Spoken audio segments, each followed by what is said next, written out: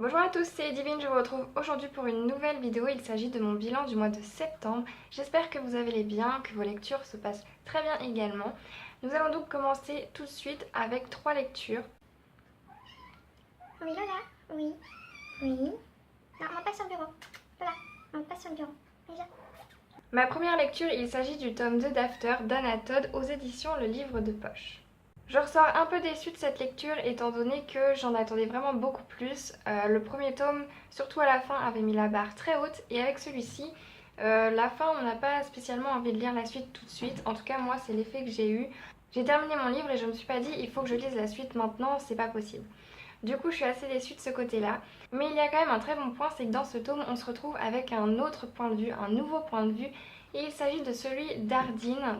Et grâce à ce point de vue-là, on a l'impression, en tout cas moi, j'ai vraiment eu l'impression de comprendre beaucoup mieux le personnage et de le trouver beaucoup plus humanisé qu'avant. Donc de par ce fait, c'est vraiment un gros point positif dans cette lecture, c'est ce nouveau point de vue d'Ardine. On voit que le personnage a beaucoup évolué, on voit qu'il est le personnage d'ailleurs le plus évolué. Il y a également certaines longueurs dans ce livre, on ne va pas se mentir, on a beaucoup de longueurs, de répétitions. Est-ce que c'est dû au fait que c'est de la romance? Je ne sais pas. Dans tous les cas, je suis assez déçue de ce tome. J'espère qu'en lisant le troisième, je rattraperai un peu le coche et me retrouverai à avoir le même sentiment que j'ai eu avec le tome 1. Ensuite, je vous retrouve avec le tome 3 d'Autre Monde de Maxime Chatham, Le cœur de la terre, toujours aux éditions Le Livre de Poche. J'ai encore une fois beaucoup aimé ce tome, cette saga est vraiment merveilleuse, on entre dans un univers merveilleux, on est émerveillé. Voilà, c'est un univers qui me transporte totalement, on a envie encore de lire encore et encore. L'auteur a une imagination vraiment débordante et il entraîne avec lui ses lecteurs. En tout cas, moi j'ai vraiment été entraînée du début à la fin. Je ne regrette pas d'avoir insisté après le petit échec que j'ai eu avec le tome 1 parce que le début je n'arrivais pas à accrocher. Mais du coup voilà, avec ce tome 2 et ce tome 3 maintenant, ça rattrape totalement le coup et je me retrouve à vraiment beaucoup aimer. J'espère lire très très vite le tome 4. En plus, les protagonistes qui sont quand même jeunes sont très courageux, on retrouve vraiment pas des enfants qui pleurnichent ou autres, c'est vraiment des protagonistes très courageux, très forts. Et surtout, le personnage féminin Ambre se retrouve vraiment dans des situations très compliquées pour une jeune fille et elle est vraiment digne d'une héroïne dans le sens où elle ne va pas broncher aux événements qui lui font face, elle va vraiment faire front à ce qui se passe et c'est vraiment une très bonne chose. J'ai vraiment aimé que ce personnage féminin justement ait un point aussi important dans l'histoire parce que les jeunes qui vont lire ça, c'est pas encore toujours les garçons qui arrivent à mener la bataille. Même si on va pas se mentir, Matt et Tobias font quand même une grande part du boulot de leur côté. Ça fait super plaisir à lire, de lire ça et j'étais vraiment heureuse de terminer cette lecture et je serais vraiment heureuse de continuer encore une fois cette saga.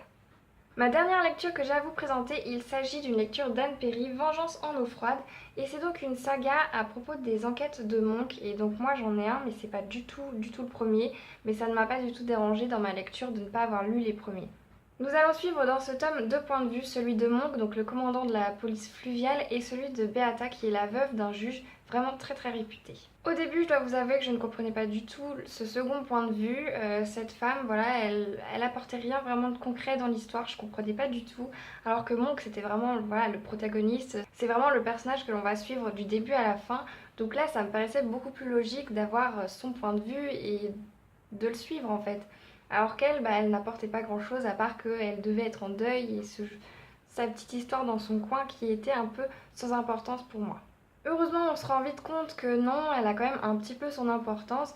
Cependant, c'est quand même vraiment Monk le point principal de cette histoire. Et d'ailleurs, nous apprenons que Monk a des trous de mémoire. Suite à un accident, il ne se rappelle plus de rien. Et il va se retrouver à faire face à un homme qui travaille en quelque sorte dans le même univers que lui, mais sans vraiment l'être. Et cet homme a une rancune énorme envers lui.